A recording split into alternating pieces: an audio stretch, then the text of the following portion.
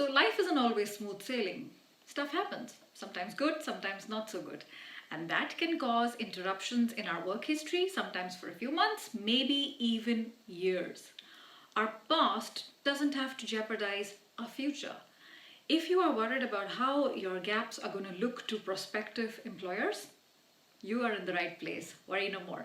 In this video, we're going to look at the different types of gaps and what are the real reasons why recruiters hesitate and are wary of candidates with gaps in their history. What are some of the common mistakes I've seen candidates making?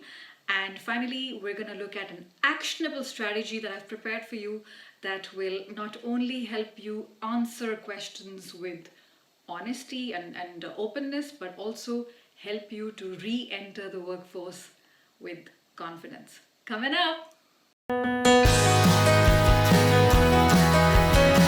Hi everyone, welcome back to Supercharge. My name is Sonal, your friendly neighborhood HR director, and this channel is all about sharing practical tips related to your career. The topic of gaps in employment is actually really close to my heart, not just because I'm in human resources and I've done a lot of recruitment and I've interviewed with people who've had sometimes gaps for several years, but also because I've been on the other side. I've been a candidate more than once after a couple of years of not working, and stay till the end where I will explain how I approached it. So all the tips I'm going to be sharing with you are tried and tested. So how do we define a gap? A gap is a period of time during which you are not working and you are not gainfully employed. So if you started a business or if you were freelancing, that is not a gap. There's 6 types of gap. The first one is related to family, which means you've had children or you were taking care of a sick relative. The second type of gap is when there was a challenge with health, and then a gap related to a job search which has taken a long time after a restructuring, and then there could be a gap related to leave you took to study or do a full-time training program. It could be a gap related to relocation where you had to follow your spouse and in that period of time you were not able to find work. And the last type of gap is when people take time off to travel, sometimes the world, and reset and have a fresh new perspective. And these are all good reasons to have a gap in your career. So before we go any further, I think it's important to spend a little bit of time and understand the human being on the other side of the table, and that is the recruiter or the hiring manager, and understand what exactly is their position. So their job is to ensure that the hiring manager is getting a short list of 4 to 5 candidates. This is an urgent position. It's always urgent. And they want to show the hiring manager the best people. So if there is someone who's currently got a gap, it's going to take time for them to call up the person, understand it, and so that could be one reason where they feel if things are moving very quickly, let me put this candidate to the side. It's unfair, but it happens. The other reason is due to what I call the vicious circle of unemployment. The more unemployed you are for a longer period of time, the more unemployable you look to prospective employers. You could be hard on your luck, but it's not a good look for future employers who don't know you and who don't understand your context. The other thing that is sitting at the back of the head of the recruiter is this candidate looks a little bit risky. So it's kind of like thinking, there is a candidate here who's got tattoos all over his body, or there's a candidate here who's a job hopper who's been really switching jobs every 6 months or so, or this candidate is really overqualified or very underqualified for the position. If we hire these kinds of candidates, there's a risk it may not work out. And the same goes for someone with an employment gap. What if this person decides to take another gap? There is no guarantee that they won't.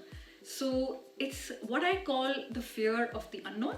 The other reason that recruiters can feel a little bit wary of candidates with gaps on their resume is they can feel maybe this candidate is out of touch with current events or developments in their particular industry. So maybe their business acumen or skill set has diminished during this period of time. So how can we address this gap, and how can we address the hesitations of the interviewer, I have an approach for you, and the approach is called pause. So let's get into it. Pause, career pause, makes sense, right? So the P in pause stands for proactive. My suggestion would be proactively get into your resume, look at the period of gap that you have, and explain it in one line why you had this gap. And you can be a little bit creative about it. I'll give you my own example. So when we were living in South America, it took me a couple of months to land a job which was closer to my line of work. And that period I called Latin America Immersion. And I explained it as a transition period to look for my next move. Another example I've seen someone take for a gap related to relocation.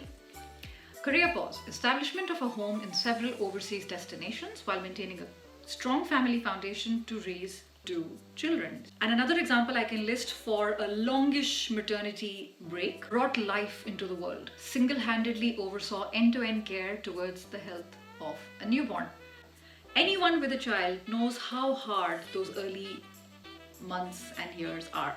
So by proactively going in there and explaining it, you're removing any risk that may be perceived, and you also look like you've got nothing to hide. So that's a win-win in my book. And one very tactical approach I have in this point is, if you have worked so for 2 years and then you have a gap of maybe 1 year to 18 months, skip the months. So 2016 to 2018, and then your next job came up in 2019, and then say 2019 to whatever. So you don't have to necessarily list down the months. I don't think this is unethical in any way. The A is for attitude, mindset, and Mel Robbins says mindset reset, and I can't tell you how important this is. So there was a study conducted recently which said the words we speak have a direct impact on how we think and how we feel.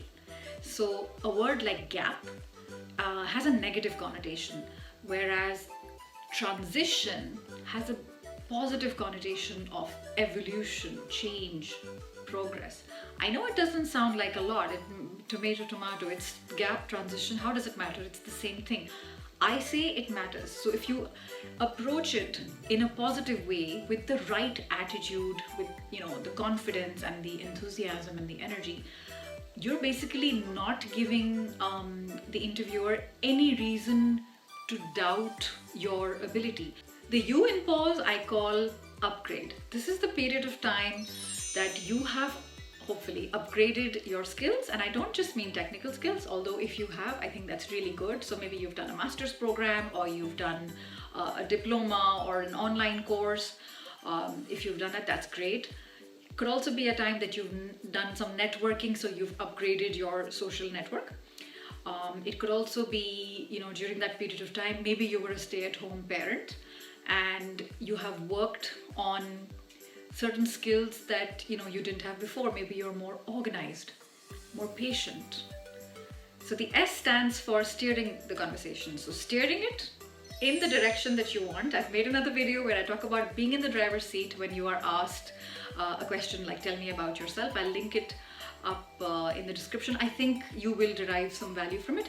So it's kind of easy to kind of get lost into the details. I've seen candidates do that, where they go into details about what happened to their health, or with their children or their sick relative. It doesn't matter so much in that detail.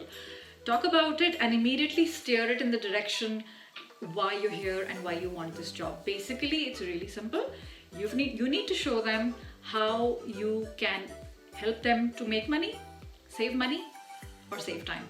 Usually those are the 3 reasons why there is a job vacancy. And just anytime you feel like you're going down a rabbit hole with an explanation and it's uncomfortable, steer it back in this direction. So the E in pause stands for edge. This is my favorite part.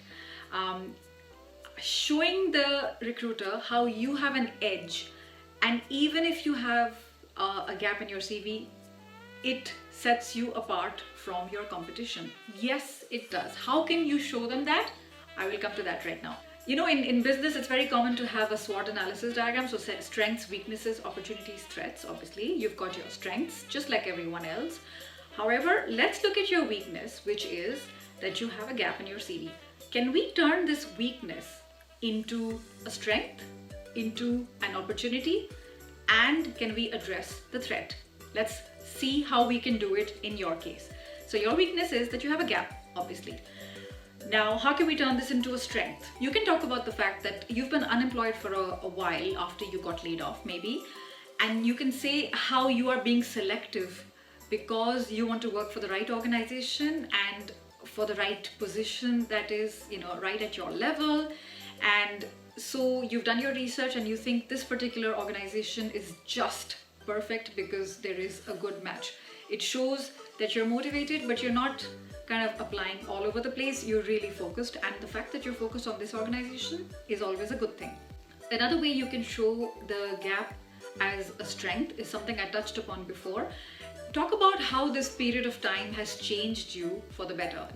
Courses, etc. we already talked about, but talk about some of the skills, the life skills, the soft skills that you've learned along the way. Maybe you've become more mature, maybe after having kids, or you've become more patient, you've become more organized, more efficient. Give examples of that. And those are, great examples that only you can give because you've been through a certain set of experiences that others have not. So that kind of makes you unique and strong as a candidate. Now, this weakness of a gap can be perceived as a threat. We talked about the risk, and the threat is maybe you'll do it again. So if you can address that by saying that the reason for the gap is now in the past and will not be coming up again. So if you've had, a health scare, but it's done and it's over with, then use the right language to convey the message. Let me give you an example. So I took 3 years off to take care of my newborn son who had certain neonatal issues. Now he's well and he's old enough to attend preschool and he's thriving. So I feel completely ready to re-enter the workforce. A not so good answer to this would be, I had personal issues, so I prefer not to talk about it.